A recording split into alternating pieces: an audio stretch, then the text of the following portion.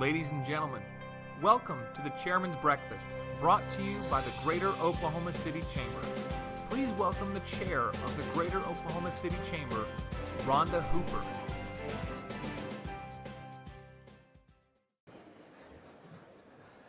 Okay, I'll be collecting all those Tabasco bottles for Bloody Marys later on, so you're invited to join in. That was a joke. Okay. Well, I am very honored to introduce our distinguished speaker.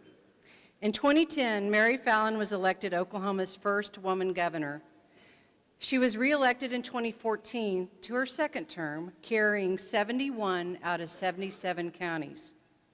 And prior to serving as governor, Fallin represented the people of Oklahoma in a number of state and federal positions. She served 2 terms as state representative before becoming Oklahoma's first Republican and first woman lieutenant governor in 1995. After serving as lieutenant governor for 12 years, Fallin served 2 terms in the U.S. House of Representatives from 2007 to 2011. The governor is a graduate of OSU. Please welcome our state's Chief Executive, Governor Mary Fallin.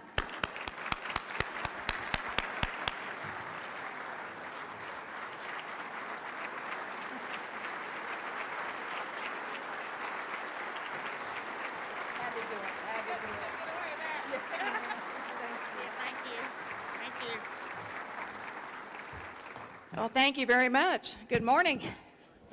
I have a large crowd today. Rhonda, thank you so much for your leadership of the Oklahoma City Chamber. Roy, we appreciate you as president and CEO. We appreciate all that your chamber members do. And thank you all for being a part of the Oklahoma City Chamber. I really have enjoyed over the last 8 years working with the chamber. It's been a lot of fun working on a lot of our economic development projects. And we still have a lot in the pipeline, which I truly enjoy. And we just appreciate all the chamber does to help us at the Capitol with bringing forth the issues that are important to you as you work in our businesses and our communities throughout the state. Personally, thank you for sponsoring this breakfast with Cox Communications. We appreciate all of our hosts and sponsors. We sure have a great turnout today. If you're an elected official, would you just please stand and let's give our elected officials a round of applause.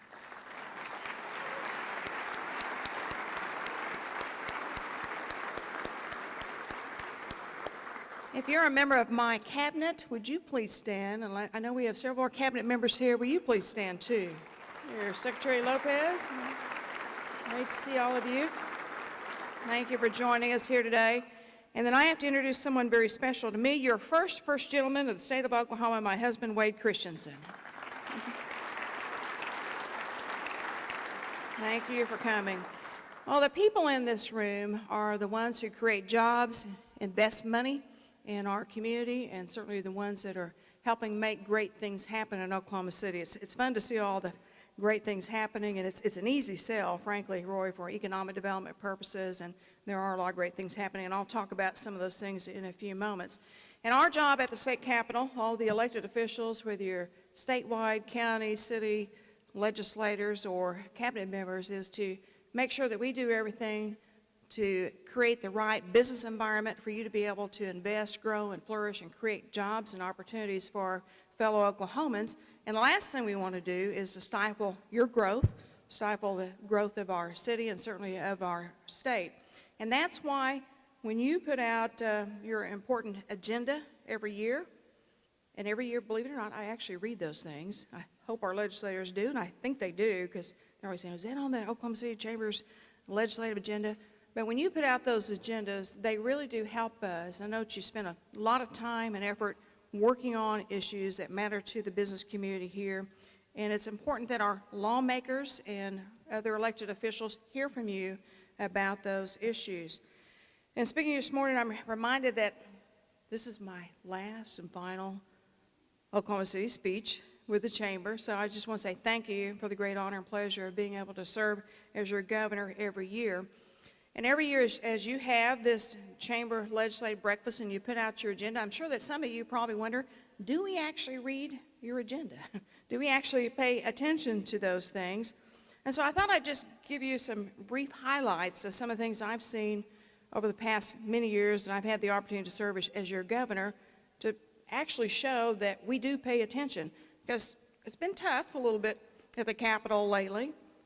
But I want to say thank you to the legislators for some of these things that we have accomplished to move Oklahoma along, because we actually have one of the better business climates in the nation, and it's proved out by a lot of our rankings and statistics for our city and our state. So I remember when I was elected, actually back to the legislature and through lieutenant governor days and in my days as Congress, one of the major issues we talked about for the business community was our workers' compensation system and the premium costs and the time delays that we had within the system. And that was one of the major items on your agenda. And many years ago, we passed the administrative workers' compensation system, so check that off your list. We've been able to make some great improvements in that, and workers' compensation loss cost rates have dropped by 60%. Is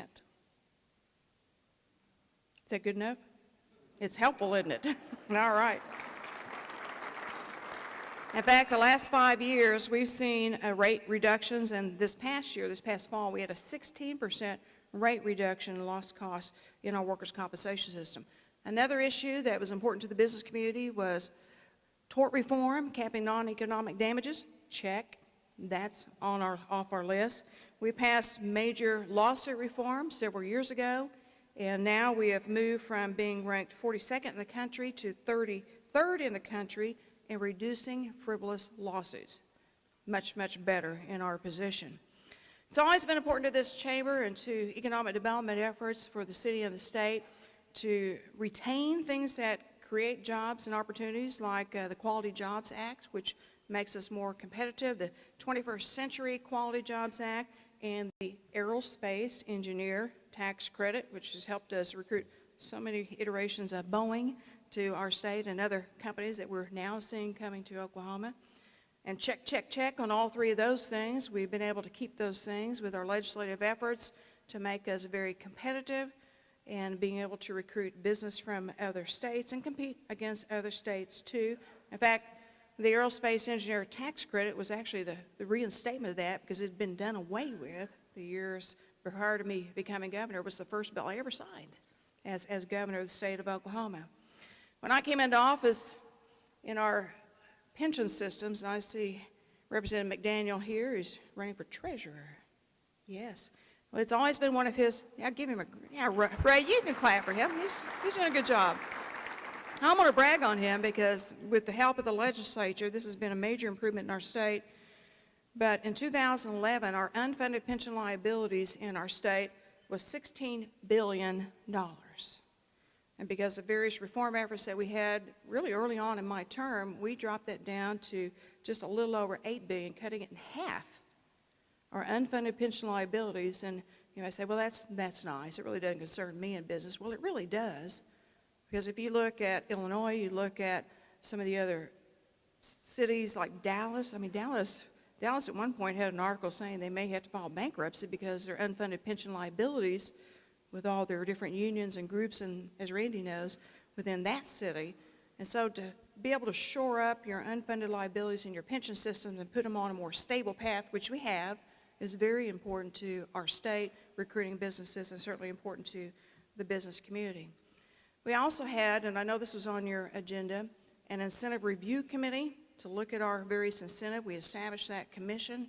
It's up and running to see which different types of incentives create jobs and create investments. Check that off our list. And one of the things that's always been a top goal of the state was to fix our structurally deficient bridges. When I was in Congress, we were always one of the top 5 states in the nation for structurally deficient bridges, something I wasn't very proud of on the Transportation Committee. But because of our road and bridge building program that we enacted many years ago, and the nice investment that we put in infrastructure in our state, when I took office, we had 706 structurally deficient bridges, and at this date, still having other bridges in the pipeline to fix by the end of the year, we're down to 184 from 706. Big improvement, big improvement. And of course, we've expanded and widened Kilpatrick and have the eastern loop of the turnpike going in and other things happening up around the Tulsa and some other areas of our state to ease congestion with our turnpikes. One of the other big things that has been important for recruiting jobs and keeping jobs in the state of Oklahoma has been having a better skilled, qualified workforce. And so many times I have businesses tell me, I have job openings, but I can't find the right type of employee to take my job. And then I have friends or even adults that say, I have a degree from OU, OSU, wherever it might be, but I can't find a job, but I have a degree. And so over the years, we put a big emphasis on having a better skilled, degreed workforce because it helps us retain jobs, keep jobs, and also bring new jobs. So we launched a program many years ago called Complete College America, and we actually set a goal to have an additional, we set a goal of having an additional 1,700 degrees and certificates every single year above the normal amount, which was 30,000 we would give every year. We've surpassed that, and over the past 7 years, we've added an average of 2,700 additional degrees every single year on top of what we always had. So we have close to 10,000 new degrees and certificates over the past 7 years in our workforce, which helps us retain companies that are so important to Oklahoma's economy. So check on that as a good thing we did. The other thing your business community has told me that when it comes to aerospace, energy, biomedical, health sciences, technology, all those things, high advanced manufacturing, that you needed more STEM graduates, science, technology, engineering, and math in our workforce. So we've had a big push. We have a STEM summit, a Governor's STEM summit every single year, and have had for many, many years. But since 2010, our number of STEM degrees and certificates has increased by 47%. Check on that. Making sure our kids could read at grade appropriate level. Many years ago, the legislature passed the Reading Sufficiency Act. In 2015, Oklahoma actually had the third most significant increase in reading scores for our third grade readers to fourth grade. Check on that, making sure our kids can read. We started grading our schools so we know how they perform with the A through F. It was a little controversial for many years, but I think we've kind of got that fine-tuned and doing much better. So now we know how our schools are performing. For years and decades, we've talked about substance abuse issues and mental health issues and the need to help those that are just having a challenge in life. And we worked hard over the years to bring more awareness to mental health issues and substance abuse and the opioid crisis itself, and to have different commissions and bills. And we passed legislation to monitor doctor shopping in the state of Oklahoma and many other pieces of legislation to help us on substance abuse issues so we can have a healthier mentally workforce in our state and healthier children in our schools. Check on that.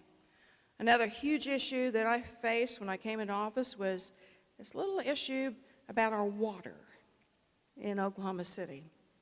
And one of the big things that was laid on my lap was a lawsuit that we had between Oklahoma City and the tribes, the Choctaw Chickasaw tribes, and the city of Oklahoma City, state of Oklahoma. Usually those types of water lawsuit settlements, and many of you are in the room, helped on that. Takes sometimes up to 10 to 15 years to get it through the process. We settled our water lawsuit with Oklahoma City and the tribes.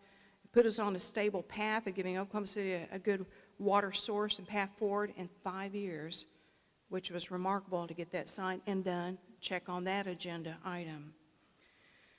When I came into office, it was actually a very challenging time back in 2011. We had pocket change in our rainy day account. We had $2.03. That's all we had. $2.03, $600 million shortfall. We were at about 6.9% unemployment rate. Not a very good time for Oklahoma then. Gradually but surely, because of some of these policies I just mentioned that the legislature worked hard on, along with myself, and your chamber agenda items that you asked us to look at, turn things around, and by 2013, 2014, we actually had $560 million in our rainy day account, which helped tremendously, because little did we know that along about 2014, the price of oil would jump up to 107 a barrel and then down to $26 a barrel. And then we started seeing some of the revenue shortfalls, economic challenges that we would face in our state budget, and frankly, some job losses that we had, about 26,000 over that time period between the energy sector and other sectors in our state. Rainy day helped us. That deposit we had of $560 million helped us get through some challenging times. In 2016, we had a $1.3 billion shortfall in our budget. By last year, we had $869 million a shortfall in our budget, but that money helped, and of course, we did a lot of what I called in my State of the State speech, moving monies from different funds to different things to try to balance the budget, and made a lot of cuts in different services, but constitutionally we have to balance our budget, and we did that. The better news is that our economy is slowly but surely recovering. There's been some legislative initiatives that have passed to help shore up some of our budget holes. Not quite finished in doing all that, but now we're down to $167 million. It's better than 869 or 1.3 billion, but we're moving the needle in the right direction to close our budget gaps. And the good news is we certified some revenue that's over and above our estimate of our budget in our Board of Equalization meeting a couple weeks ago, and we have a $300 million earnings, and you put that with the $70 million we have left over. Now we have $370 million back up in our rainy day account, which is better news for the state of Oklahoma. Unfortunately, by law, we can't touch that amount until the 2020 budget, but at least we have that amount built back in, and the unemployment rate's back down to 4%, and it's held steady at that rate for a long period of time. So developing our current budget and finishing our last May's budget, when the Supreme Court threw out the $214 million of the cigarette cessation fee, was hard on our state, and we came back into special session in late September. We had a solution. I just didn't think it was a good solution for the state of Oklahoma. I signed a portion of it, but vetoed 165 sections out of it. We came back in December after a group of businessmen and women from small towns, big business, little business, Republican, Democrat, Independent, came together and said, we got to do better as a state. And I want to thank the Oklahoma City Chamber and so many people who are in this audience that worked hard on this step-up plan that was introduced with not only revenue ideas to help stabilize and put our state on a more solid foundation going forward, be able to pay for those core services, Rhonda, that you mentioned that are important, like education, health, human services, public safety, corrections, those type of issues, and also had some major reform. And the biggest portion of the step-up plan was the teacher pay raise, which is critical to helping us have the quality education system that we want to have and give our children the education that they deserved. So we had some votes on that. We are actually still in concurrent special session right now with our regular session that started back in February. And we had a vote on that. Unfortunately, it fell short. We didn't get it done, but we came pretty close. And just this past, I guess about a week ago, you guys passed a bill to close out last May's session and to close out the 2018 budget, which I signed 2 days ago. So now that is closed. We took some cash and cuts. Agencies took about a 2% cut between now and June, on top of the cuts they've had over the years. But we finished and balanced the budget, and now we actually still have our concurrent session going. There may be a couple other issues we might consider, but despite all that, I just want you to know, and I think the House members are pretty committed to this, and the Senate too, but whether we can find agreement, we'd like to still do a teacher pay raise. I know they've talked to me about it. You're welcome, Tracy. And they are moving on some of the reform packages of the step-up plan, but as all of you know, that by state constitutional law, State Question 640, there has to be 75% of the vote of the House before any revenue-raising measures can be taken. And we actually have the highest threshold in the nation on 75%. Most states are about 60, but we're at 75. So that's why it's been such a very challenging year for our legislators, and you got to have help from both parties. It can't be just the majority party. It has to be both parties that are bringing that solution forth. So we were able to close out the budget. We had some cuts in that, and I signed the bill, and now we're working on our current state budget, and we'll see how that finishes out. We have till the end of May to do that. There are some still issues moving forward that's on your agenda that we've taken some steps towards checking those things off our box, but one of the most important issues that's been a major agenda item for me and one for the city has been criminal justice reform and being smart on crime. Keeping violent people locked up that we're scared of in prison, but finding a better way forward for those who may have substance abuse issues or mental health issues in our state. I think all of you know that we are rated #1 in the nation on incarceration of women, which is embarrassing to me. We are rated #2 overall in men and women incarcerated in our nation.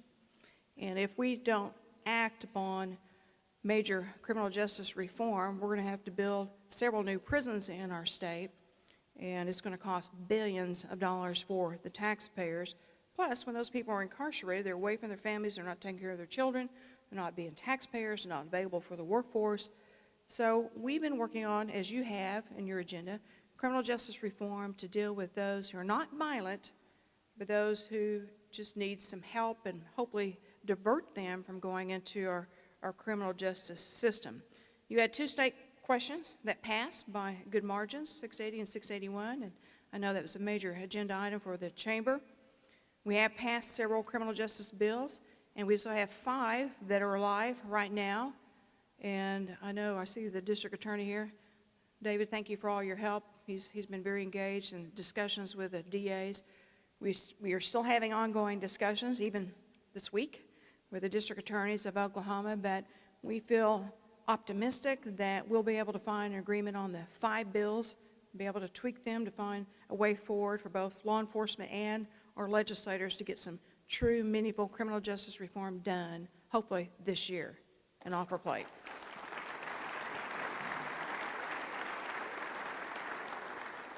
And that will really help us keep our families together, and certainly will help us get the substance abuse treatment that many of our people need and be able to work on that. So now I want to move on to some really positive news. This year's been a little tough, as you know, but I want to talk to you about some other things we've been doing. Certainly, as I mentioned, education is very important. We have worked on a measure that we started many, many years ago called Oklahoma Works, which is the alignment of our businesses with our education communities, with K-12, career tech, higher education, to make sure that the courses we are offering and the degrees that we award and certificates with our career techs are relevant to today's job openings. Kind of makes sense, doesn't it? But actually, over the decades, we haven't ever really brought education and the business community together to have that open dialogue. We started that many, many years ago, and we have been focusing on our critical occupations, our aerospace, energy, manufacturing, high-tech manufacturing, health sciences, research, all the different things, which has helped us land a lot of great jobs. We started a program a couple of years ago that would help our older adults between the age of 25 to 64 that might have taken some college but didn't finish it for some reason, to go back and encourage them and identify who those people are, to say, finish what you started. Finish, you can make more money, you can probably have some job promotion, and we set a goal to do that, and that's called Launch Oklahoma. And then recently, through an initiative that we've been working on with the administration in Washington, we launched a new program called Earn and Learn. Switzerland and Germany have these great programs to where their high school students actually work part-time and take a higher education or career tech vocational type school course at the same time, and they dual track their education so those students get work experience, learn what it's like to get up, get dressed, show up on time, have the appropriate soft skills, which I've heard from a lot of you we need in our workforce, and also speed up their higher education or career vocational school training. So we have started that in Oklahoma. We've set a goal that we're going to have 20,000 registered apprenticeships by the year 2020, and we're well on our way. I don't know if anybody's here from Dell Computers, but Dell was one of our great companies that stepped up. They have high school students that work at Dell, take a career tech or college course at the same time. They're giving those students an opportunity to learn about Dell and certainly their computer skills and software skills and make $15 an hour. And when you're in high school making $15 an hour and you might have the opportunity to get a job at Dell, that's a pretty big deal. Plus Dell's seeing if that person works out for them. So if you're interested in that, I encourage you to talk to our office about that. As I mentioned, our state energy sector is doing much better. And as that continues to prove, and with the business reforms that we've done, some of the educational workforce initiatives we've taken, we're seeing that Oklahoma is ranked high as far as a great place to do business. We know that we have one of the lowest costs of doing business in the nation. We have one of the lowest costs of living. It's always fun when we recruit somebody here with Boeing and they say, hey, I can buy a house in Oklahoma compared to California for 3 times less the amount, a bigger house. And recently, 24/7 Wall Street reported that Oklahoma ranks 10th in the nation for the lowest tax rates. So we have a reasonable cost of living in our state, which is very, very positive. Our electricity costs, this may be a fact that you may not know, but because we've diversified between oil and gas, wind, some solar, we have a little bit of coal, those type of energy sources, we actually have electricity costs that are 24% below the national average. And so when I'm trying to recruit a major manufacturing company, and I tell them, look, you can make that product and your electricity costs are 24% below the national average, that gets people's attention because it helps their bottom line. So in the past several weeks, just since the beginning of the year, we've had several major announcements of companies that have come just this year alone. And I want to tell you about a couple of them because we're always talking about wanting to diversify our economy, and that's important. We appreciate the energy sector, but it helps when we diversify our economy. So recently, we recruited a California-based company, and by the way, California's ripe for the picking.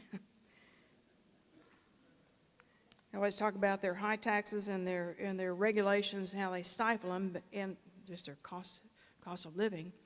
But we recruited a company, worked with the Oklahoma City Chamber on this, Kratos, defense company. Defense and aerospace is just ripe and a great market for Oklahoma. But Kratos is opening up a manufacturing production facility. It is a high-tech, defense-related drone that is used to help us fight wars. And they work also with first responders and some of the things. And that company is going to employ about 350 up to 500 employees once they get all the way open. And just about 2 weeks ago, I had another company that's very, very similar to this that I had a long meeting with, and they've already sent me an email this past week saying they're coming here too, and they're pretty much the same as Kratos. So we're going to have two aircraft manufacturers in our state. We used to have Gulfstream many, many decades ago, and so now we're bringing back some of the manufacturing of aerospace, which will be really, really good. I'm going in a couple weeks to Inola, Oklahoma, which is over by Tulsa, and we have recruited an Italian Charmin-type paper company that makes tissues and paper towels and toilet paper, but they're like the Charmin of Italy, and it's called Sofidel. And they're moving into Oklahoma with a huge manufacturing plant. They'll have up to 500 workers when they get open, investing hundreds of millions of dollars, as is Kratos. Another diversifying portion of our economy with paper manufacturing, and we have some already, but this is another great step. And then Google announced that they're having their 5th expansion in Pryor, Oklahoma. I don't know if you know this, but Pryor, Oklahoma. Mick Cornett, the former mayor's wife, Terry, she's up from around that area. But Google has this huge data center, and they have invested $2.5 billion in Oklahoma. You don't see it, but $2.5 billion by a company like Google Oklahoma is huge, and they're putting another $600 million into Oklahoma. They just announced that a couple of weeks ago. So 2018 is off to a pretty good start. And that's just some of the bigger things. There are a lot of other things that are happening in our state. So we truly are diversifying our economy. So I want to show you a chart.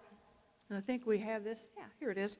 So in 2017, just to give you a comparison, we had 83 public announcements of jobs and companies, not 83 jobs, but companies statewide.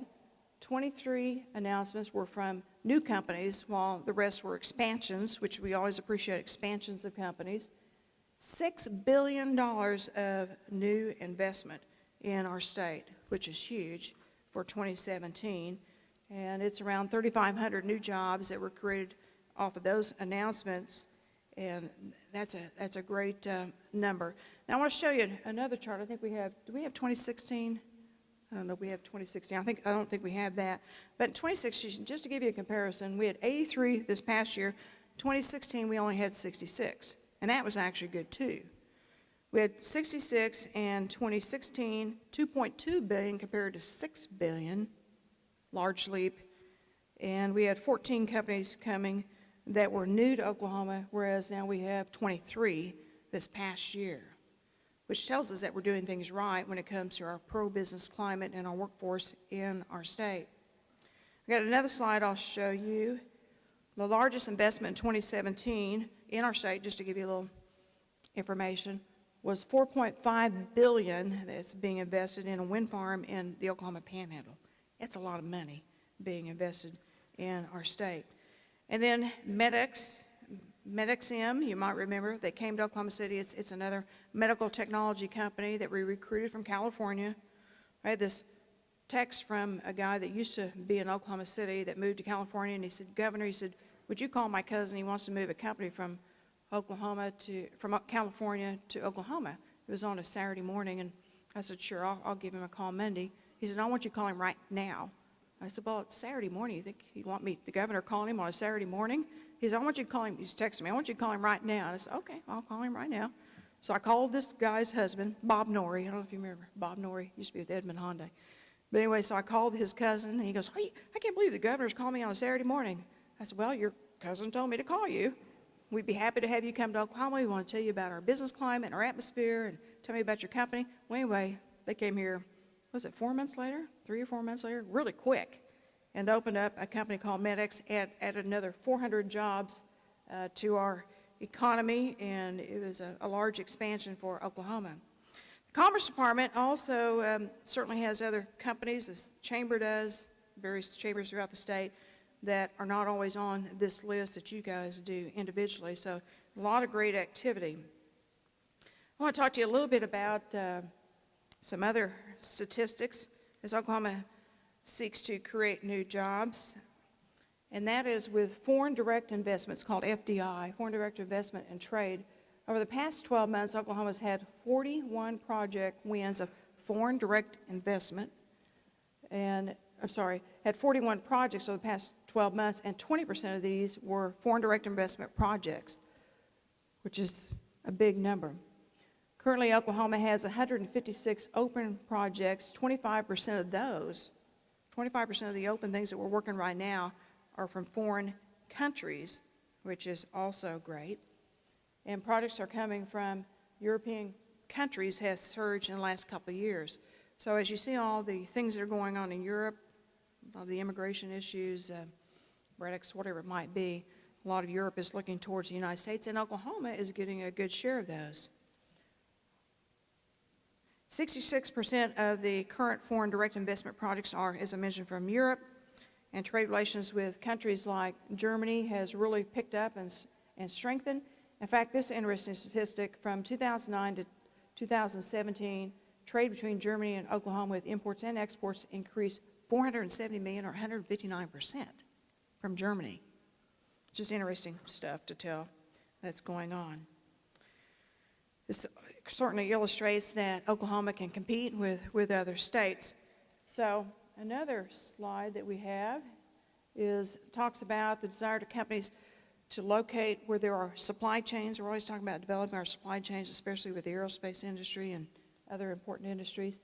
Since 2009, Oklahoma's total trade, imports and exports with foreign countries in general has grown by $5.4 billion, representing a 56% increase, and Canada and Mexico remain Oklahoma's top two export destinations for our companies, while Canada and Mexico, while Canada and China are Oklahoma's top import countries that we deal with foreign direct trade. So we can see that our economy is diversifying. We're getting new business in. It's always great to bring business in from out of our state to create more investment and opportunities, but we still got to keep working. Good news I wanted to share with you, but we still got to keep working. We still got to find a way to give our teachers a pay raise. Still got to find a way to continue improving education. We still must make sure that we're funding health, human services, mental health, public safety, funding our infrastructure projects in our state. Those are always going to be a top priority and should be for our state, hopefully after I leave. And I know that our legislators I see here in this room are all for those things. I hope that we can continue to find a way forward to reforming our budget, making it more stable so that we don't have these constant ups and downs and budget crises that we've been facing over the years. And of course, I hope we can continue finding the right policy ideas that your chamber has helped us with on the various initiatives you put forth in your legislative agendas. Those are all very helpful. So I guess I wanted to point out that you work hard as a chamber to put out lots of different ideas of how we can help you grow the economy, create more jobs, opportunities, make Oklahoma more prosperous, and we actually do listen at times. We need to do more, but we do listen. So thank you so much for having me here today. Thank you for all your work as a chamber. We appreciate you.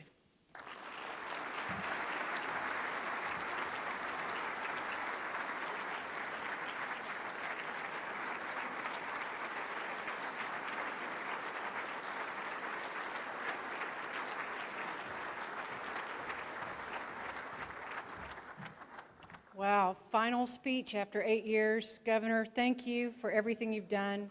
Thank you for listening. Listening is a critical skill. But before, I'd like to say thank you again to Cox Communications, our sponsor this today, and all of our other sponsors that made this happen. And before we adjourn, let me call your attention to one other thing. Relationship building is critical. It's critical on a city basis, on a state basis, as well as a federal basis. And the Chamber's DC visit, speaking of relationship building, is scheduled for April 25th and 26th. It is a great trip. In addition to meeting with all of our congressional delegates and having that intimacy of that discussion, we also have the privilege to hear from a member of President Trump's team tackling our nation's infrastructure. So that's going to be very enlightening. And also, we have the opportunity to meet and greet and discuss with key defense leaders across the country. It is amazing, and you definitely need to be part of that. So reserve your spot, and please review any other upcoming events for the Chamber on okcchamber.com. We've got a host of different things, and you'll enjoy it, and hopefully they're not on Friday mornings. Y'all have a good time. Thank you very much.